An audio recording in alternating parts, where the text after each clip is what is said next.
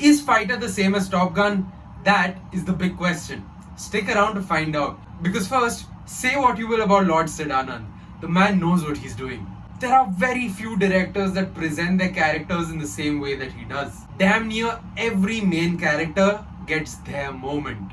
We'll get to the stars, but before that a quick shout out to Akshay Oberoi and Karan Grover. Both of them played their characters with a certain ease and charm, and they were wonderful to watch. Moving on to arguably the most important star of the film, the director, Siddhanand. No one, and I'm repeating myself because no one, at least in Bollywood, presents their actors and characters in the same manner that Siddhanand does.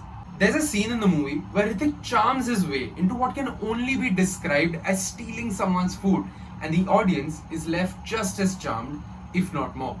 This, of course, is in addition to him looking like a badass throughout the rest of the movie, and that has its own separate charm, which I won't get into right now. I'll save that for my dear diary. Despite all the big things, it's the little things for me that make a Siddhanand movie.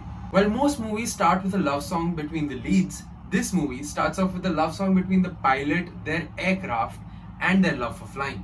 Also interestingly, while Hrithik's entry has solo shots of him, it's intercut with shots of him and his partner walking side by side, because the gunner who sits at the back is just as important as the pilot who sits up front. Like I said, the little things. The music, especially the Spirit of Fighter BGM, Mitti, and an unreleased song sung beautifully by Vishal Dadlani, elevate the scenes. Coming to the CGI, they seem to have spent their money in the right places, which is so important for a movie like this. The aerial and on-ground action sequences are pretty damn good. Definitely better than what we saw in Pathaan, and a lot better than what most people were anticipating after having seen the trailer. However, as a result of this, there are a few smaller sequences where the green screen becomes obvious. That's just me nitpicking. At 2 hours and 40 minutes, the film is a little longer than it should have been. But my two biggest issues with this movie were the dialogues and the editing. The integration of the song Sher Khul Gaye was very weird. Not from a screenplay perspective, but from an editing perspective. The way it was edited almost made it seem forceful and rushed. Not just that, the interval block, which is supposed to be the big midway moment of the movie, felt abrupt as well. Despite having watched the movie in a relatively empty theatre, there were so many scenes that I felt deserved applause and cheer, and I can only imagine the kind of applause they will get in a houseful show. That is, only if they were allowed the breathing space that they needed. I felt like before the cheers end, the next scene will already have started. For a director that is a master at creating moments in his movies, I'm surprised he let go of so many in this one. Which is a shame, right? Because it would have only elevated the cinematic experience. My biggest worry after watching the trailer wasn't the CGI, the acting or the stunts. It was the dialogues.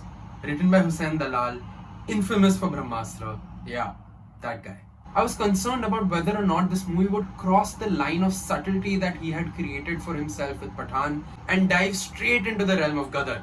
And yeah, they're not the best. It's definitely one of the weaker links of the movie because they seem to be spoon-feeding the audience and forcing jokes in areas where it was just not necessary. By underestimating the average viewer, the dialogues feel patronizing, and that makes even some good sequences feel weak. You'll know which ones when you see the movie. The weakest track, however, unsurprisingly some will say, in this entire movie was that of the PM. The entire sequence could have been avoided because my god was it painful to watch. On to the stars. When Deepika enters, two characters in the movie and the entire theatre stare. When Hrithik enters, all the characters in the movie, the entire theatre, and maybe even some flies in the theatre stop and stare. He looks so perfect that even when he takes his helmet off, his hair is untouched. It looks like he's walked right out of a salon. And in all honesty, in the words of Ranveer Singh, what as we here for? Deepika is solid as Minnie. Every time she's on screen, she demands your attention, but with a certain ease that only she's capable of. Her character also serves as a reminder that she's arguably one of the best on-screen criers. Her and Salman. It's damn near impossible for me to not shed a tear when they're crying. Anil Kapoor. What else can I say about him other than the fact that the man understood the assignment? His angry and broody act is perfect as the team leader. Oh, and Hrithik? Where do I start?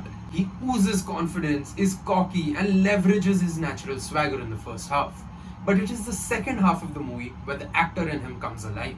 especially in the emotional sequences. It made me so nostalgic and happy to see that he looks and acts just as good in a uniform as he did 20 years ago. Everyone's chemistry is incredible. The team as a whole acts like a bunch of school kids when they're not in fights, and it's adorable. All in all, a very enjoyable movie with a lot of unique aerial sequences that deserve a lot of praise. It has action, drama, emotions, a love story that isn't overbearing, great acting, Deepika looking stunning as always, Hrithik dancing and looking stunning as always, and a lot more. While the Top Gun inspirations are not too tough to spot, Sid Anand takes them, Bollywoodizes them, and makes them his own. Yes, it's a movie about the army, the air force, so it is patriotic, but not to the point where it feels jingoistic, other than some dialogues in the PM track, of course. And given the promotional material, we take that. So, to answer the question that we asked at the very start, no, it's not just a ripoff of Top Gun. And simply for that, I think it deserves a viewing.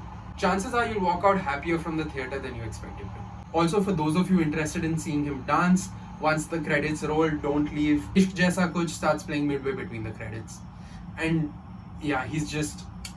Anyway, that was about Fighter. Let me know if you've seen the movie, what you thought about it down in the comments below. If you haven't, let me know if you're going to watch it. I will see you soon with another review. Till then, take care. Peace.